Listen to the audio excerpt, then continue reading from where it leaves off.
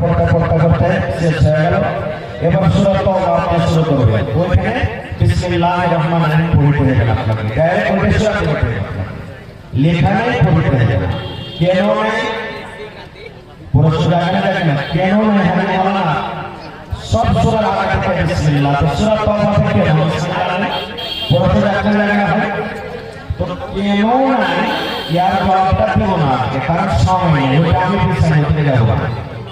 আর কোরআনে একটা সূরা আছে সূরাতুন নামল।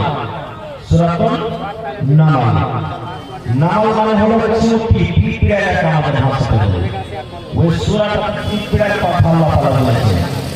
তো ওই সূরাটাতে পুরো বিসমিল্লাহ আছে। একটা তো সূরাটা মানে কোরআন মধ্যে মানে সূরাটা শুরু করবেন নামল সূরা, ওর শুরুতে একটা আছে প্রথমে, আর একটা মধ্যখানে আছে, সূরার মধ্যখানে পিছে আছে। কেন ওইখানে হলো? সূরা তাওবাতে সূরা হলো না, আর সূরাতুল নামলে ডাবল কেন হলো? আল্লাহ পাকের কাছে আবার আপনাদের পুরো জালসাটা বলবো। তবে এটা মনে রাখবেন, আপনাকে যদি কেউ জিজ্ঞাসা করে না কোরআনের কোন এমন সূরা আছে যাতে বিসমিল্লাহ নেই, কি বলবেন? যারা বলেন এই ভুলে গেলেন এখন যে ভাই, যদি আপনাকে কেউ প্রশ্ন করে যে কোরআনের কোন এমন সূরা আছে যাতে সূরাতে বিসমিল্লাহ লেখা নেই, কি বলবেন? সূরাতুল তাওবা। সূরাতুল তাওবা মনে করেন, এটা খুব দামি শব্দ বিচার করা হয়, সূরাতুল তাওবা। আর যদি আপনাকে বাচ্চা বলে যে কোরআনের কোন এমন সূরা আছে যাতে ডাবল বিসমিল্লাহ আছে, কি বলবেন? সূরাতুল নামল। সূরাতুল নামল, সূরাতুল নামল। এবার জানেন যে আপনাকে বলে এই বলে যদি যত বিসমিল্লাহ নেই এত পাশে কে কাছে বলতো কোরআন আমাদের আগে বলে এটা কোন দিন জালসা বলবে, আমি কোন দিন বলবো, ঠিক আছে ইনশাআল্লাহ। তো ভাই আমার আল্লাহ তাআলা এই আয়াতটা বলেছেন কি, ইন্নাল্লাহা আশতারা মিনাল মুমিনিনা আনফুসাহুম ওয়া আমওয়ালাহুম। আল্লাহ তাআলা খরিদ করে দিয়েছে, কিনে দিয়েছেন। আল্লাহ কি কিনে দিয়েছেন? মুমিনের কাছ থেকে। আমরা মুমিন মুসলমান নাকি? আমরা মুমিন মুসলমান। যদি বলবেন যে আমরা শুধু মুসলমান, তাহলে মুসলমান তাহলে আমরা হয়ে যাবে। আপনি যদি বলেন যে আমরা মুমিন মুসলমান, তাহলে কিন্তু দুটোতে তফাৎ হয়ে যাবে। আমি তফাৎ আপনাকে আগে আসছি, আমরা হলাম মুমিন মুসলমান। আল্লাহ তাআলা বলেছেন দুনিয়ার মানুষ আমি মুমিনের কাছ থেকে কিনে নিয়েছি, খরিদ করে নিয়েছি। কি? ওয়া নাফস মানে জান, আর ওয়ান মাল। এবার আল্লাহ বলছেন যে আমি মুমিনের কাছ থেকে, মানুষের কাছ থেকে জান এবং মাল কিনে নিয়েছি। ওয়াকে বদলাতে কি দিয়েছি? জান্নাত দিয়েছি। জান্নাতুল জান্নাত, মুমিনকে কি দিয়েছি? জান্নাত। আপনি একটা জমি খরিদ করবেন, মনে করেন একটা জমি কিনবেন, আপনি জমির টাকা পেড করার পর আপনাকে ছেড়ে দেবে। আমরা বলেন একটা কথা বলেন, জমির টাকা গোটা দিয়ে দিবেন তাহলে আপনাকে ছেড়ে দেবে। তো আপনি দোকান চলে গেলেন, এ ভাই আমাকে 10 টাকা চিনি দাও, আপনি টাকা দিলেন, আপনাকে চিনি দিয়ে দিলেন। তো কিছু দিবেন তাহলে কিছু আপনার দোকানদার দিবে নাকি? হ্যাঁ বলেন নাকি ভাই? তো আল্লাহ তাআলা বলেছেন বান্দা আমি তোমার জান এবং মাল শুধু পুরুষ নয় নর কিংবা নারী, আল্লাহ বলেছেন মুমিন কিংবা মুমিনার কাছ থেকে আমি জান এবং মাল কিনে নিয়েছি। আর তাকে আল্লাহ দেখিয়ে দিয়েছি, কি দিয়েছি? যারা বলে জান্নাত, আল্লাহ বলেছেন বদলা দেখিয়ে দিয়েছি। আজকে যখন আমরা বসে আছি জান্নাত যাওয়ার জন্য কিংবা জাহান্নামে যাওয়ার জন্য, কথা বলে জান্নাত যাওয়ার জন্য না জাহান্নামে যাওয়ার জন্য? জান্নাতে যাওয়ার জন্য। তাহলে এই জান্নাত বিক্রি হয়ে গেছে, আমার কাছে যে মাল আছে মাল বিক্রি হয়ে গেছে, আর আল্লাহ আমাকে আপনাকে কি দিয়েছে? জান্নাত দিয়েছে। তা আমার কাছে যে জান যতদিন আমি বেঁচে আছি, এই বাড়ি এই হাত এই পা, কার কথা মানবে? কার কথা মানবে ভাই? আমাদের বলে কার কথা মানবে? আল্লাহর কথা। আমার বাড়িতে যে মোটরসাইকেল, আমার বাড়িতে যে 4 চাকা, আমার বাড়িতে যে মাকান, আমার বাড়িতে যে সাইকেল, আমার বাড়িতে যে মোবাইল, হ্যাঁ আমার বাড়িতে যে জমি 5 বিঘা 10 বিঘা, আমার কাছে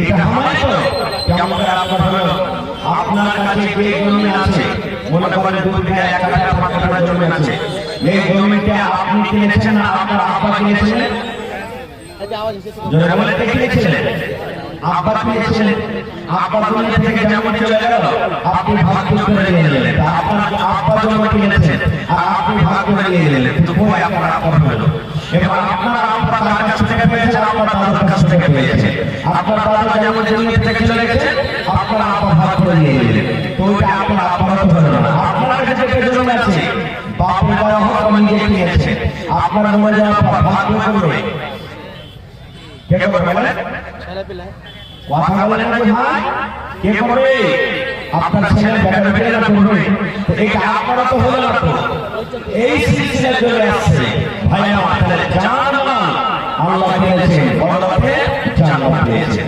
বলবেন কেমন কথা যে বলো না এটা আমরা বুঝতে পারলাম না ভাই কোরআনের প্রতি মহব্বত কোরআনের প্রতি ভালোবাসা এই কেউ মন প্রাণকে আপনি আল্লাহ তাআলা কোরআনের রহস্য দিয়েছেন বলে আপনি প্রাণকে জালসা শুনতে এসেছেন না হলে আপনি তো ল্যাপটপ থেকে কারণে এমন হয়ে গেছে নাকি হয় হয়েছে কি এখন তো চাইছেন ওটা যে এত ঠান্ডাতে জালসা করে শুনতে যাবো ল্যাপটপে ঢুকে থাকবো জি না ভাই আমার শুধু আমরা নয় আল্লাহ নবী সাল্লাল্লাহু আলাইহি সাহাবায়ে কেরাম জান শুনতে দিয়েছিলেন একটা উদাহরণ দেব কারণ আমার সময় খুব কম ভাই আমার আল্লাহ নবী সহিহ হাদিস একদিন বললেন সাহাবাদেরকে দান করো ভালো করে শুনবেন নবী বললেন দান করো নিজের বাড়িতে চলে গেছেন সাহাবায়ে যেমন আজকে আপনারা এসেছেন জালসা শুনতে কিছু ওয়াজ শুনবো হাদিস হাদিস শুনবো কোরআনের কথা শুনবো কিছু দান করবো আল্লাহ রাসূল একদিন বললেন তোমরা দান করো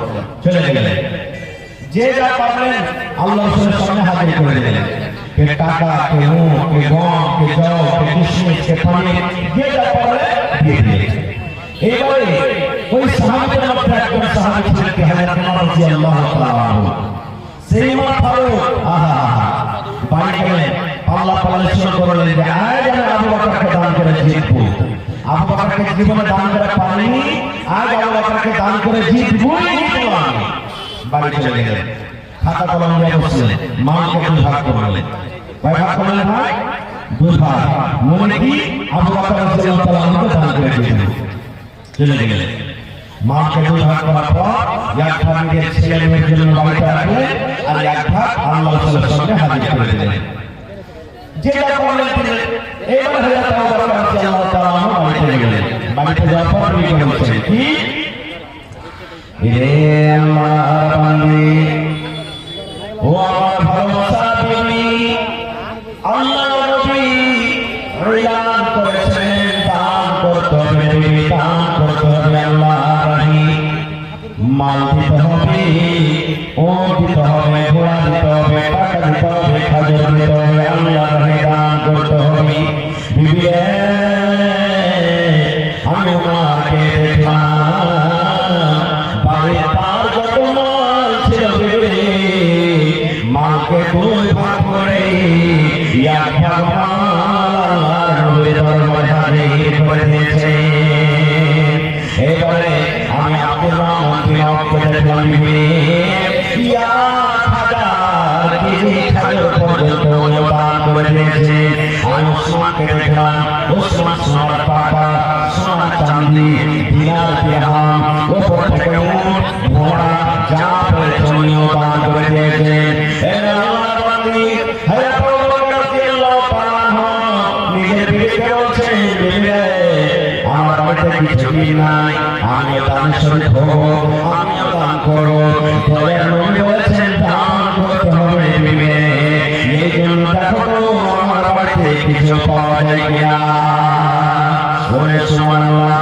এবারে বাড়িতে বসে করতে লাগলে দেখে বাড়িতে গিয়েছি দেখে তোমার সরে গিয়েছি সন্ধ্যার পরে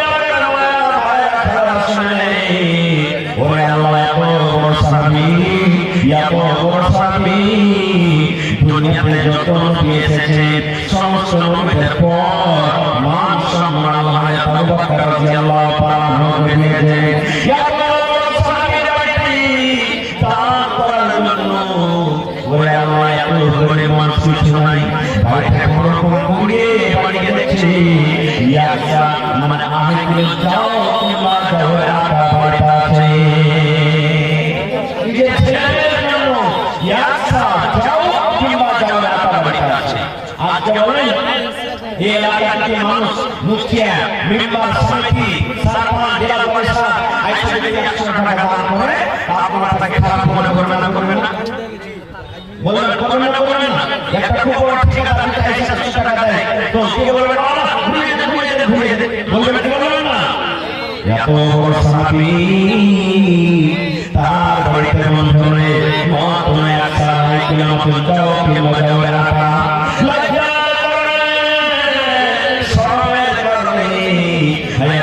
রাদিয়াল্লাহু তাআলা ওই আসার কিলোমাকে এরকম করে চাদরে ঢেকে দিলেন এরকম ভাবে সুন্দর করে কম্বল দিয়ে কিংবা চাদরে ঢেকে দিলেন এবার যেতে যে জায়গাতে যে মজলিসে মাল রাখা আছে কাউকে না জানে ওই দিকে মা তাকে ঢেকে দিলেন যাও কি দিয়েছে মা এই মুসলমান সমস্ত সাহাবীদের মধ্যে জমা হয়ে গেল এবারে বলছে হে ওসমান তুমি কি দিয়েছো নবী গো আমি দিয়েছি এবার আপনারা তুমি কি দিয়েছো নবী আমি দিয়েছি এই করতে নবী উমর কে ওসমান তুমি কি দিয়েছো আল্লাহ নবী আমি আপনার বন্ধু আমি আপনার সাথী উমর আমার বাড়িতে আমাকে দুই ভাগ করেছে নবীজি দুই ভাগ করে আমার ছেলেমেয়ের জন্য এক ভাগ মাল আমি বাড়িতে রেখেছি আর এক ভাগ মাল আপনার সামনে আমি হাজির করে দিয়েছি এইবারে নবী আবু বকরকে বলছেন আবু বকর তুমি কি দিয়েছো রে বাবা তুমি কি এনেছো ওরে আল্লাহ এইবারে আবু বকর রাদিয়াল্লাহু তাআলা বলছে আল্লাহ নবী গো আমি আবু বকর কি দিয়েছি এটা জিজ্ঞাসা না করে নবী গো আমি আল্লাহকে কি দিয়েছি আর আমার ছেলেমেয়ের জন্য বাড়িতে গিয়ে রেখে জিজ্ঞাসা করে আল্লাহ তুমি কি দিয়েছো বলে আল্লাহ তুমি কি দান করেছো আপনার ছেলেমেয়ের জন্য বাড়িতে গিয়ে রেখেছো এইবারে আবু বকর রাদিয়াল্লাহু তাআলা বলছেন আল্লাহ নবী গো আমি আপনার বন্ধু আমি আপনার শ্বশুর আবু বকর আমি আমার বাড়িতে যা ছিল আমি আমার বাড়িতে যা ছিল সমস্ত মাকে আমি আল্লাহরে কুরবানি করে দিয়েছি নবী বলছেন আবু বকর তোমার বাড়িতে কি রেখেছো তোমার ছেলের জন্য কি রেখেছো মেয়ের জন্য কি রেখেছো তুমি খাবে তোমার বিবির কি খাবে তুমি বাড়িতে সংসারের জন্য কি রেখেছো আমার বাড়িতে শুধু আল্লাহ এবং আল্লাহ নবীকে রেখে দিয়েছি আল্লাহ এবং আল্লাহ রাসূলকে বাড়িতে রেখে দিয়েছি আল্লাহর উপরে তাওয়াক্কুল ভরসা করে আমার বাড়িতে যা ছিল সমস্ত মাল আমি আল্লাহর রেখে দিয়েছি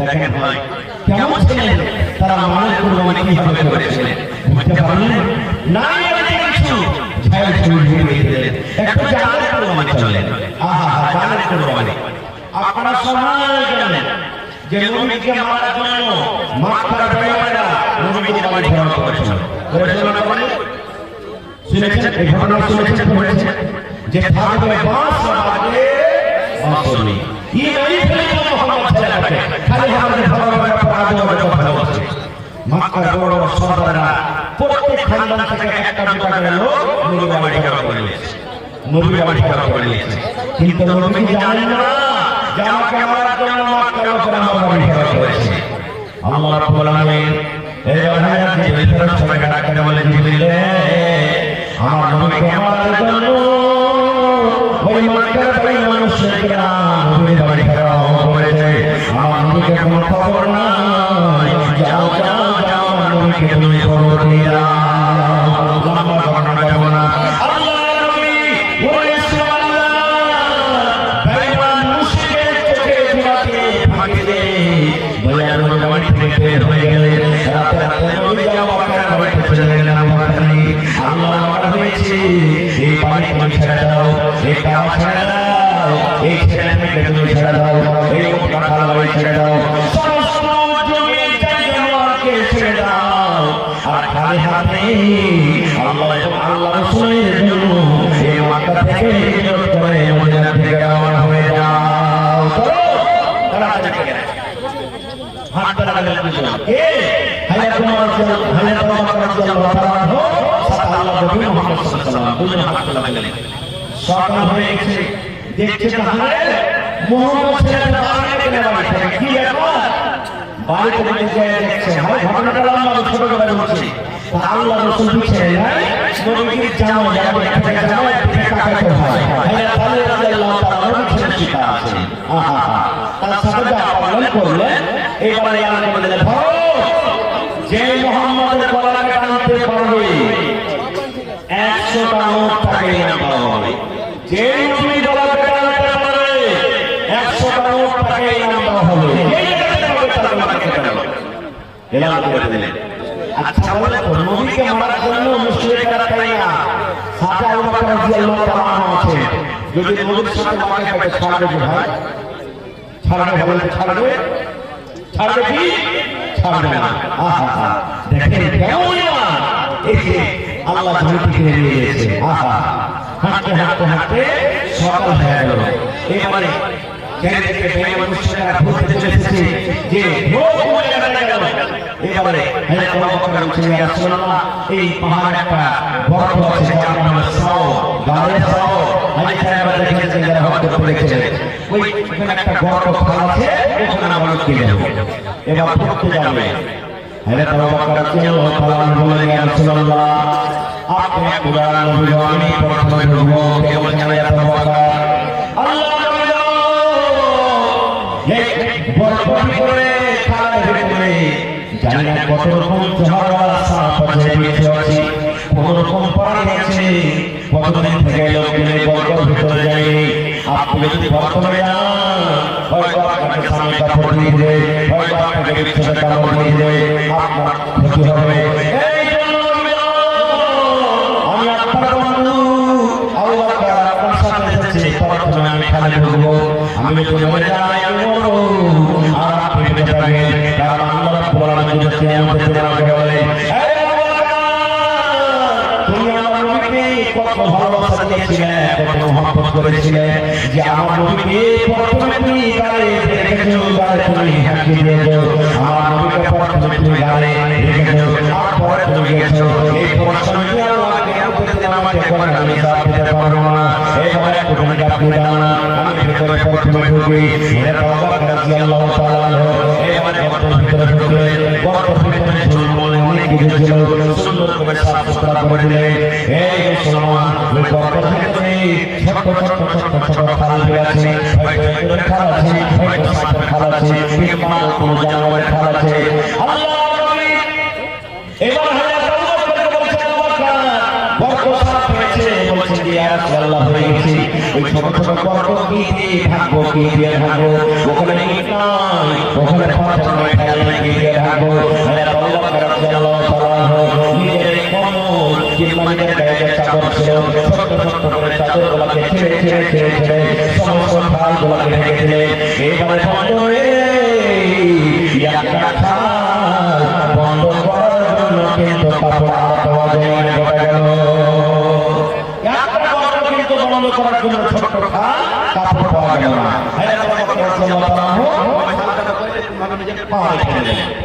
এবার বলেন পায়ে রেখে দিয়েছে, ভিতরে যদি কোনো সাপ কোনো বিচ্ছু থাকে তো তল থেকে কামড় দিতে পারবে না, পারবে না, পারবে না। ইমাম ভিতরে হযরত আবু বকর বললেন ইয়া রাসূলুল্লাহ, আল্লাহ নবী এই আপনি আমার আনিয়ে পড়ে আপনি আমার পায়ে পড়ে মাথাটা রেখে নিয়ে যান, কারণ আপনি কিন্তু ঘুমাইতে পারেননি। আল্লাহ নবী এইবারে পায়ে পড়ে মাথাটা জমে রাখলেন, রাতে যারা মানুষ শ্বাস নবীর চোখ বন্ধ হয়ে গেল, ঘুমিয়ে গেলেন। ওই খালের ভিতরে একটা জাহারি কোনো বিচ্ছু কিংবা সাপ ছিল, এইবারে সাপটা বিচ্ছুটা ওঠার জন্য কিন্তু রাস্তা ধরি, ওই দিকে যায় ওটা খাল বন্ধ, ওই দিকে যায় ওটা খাল বন্ধ, ওই দিকে যায় ওটা খাল বন্ধ, ওই দিকে যায় ওটা খাল বন্ধ। এই করতে করতে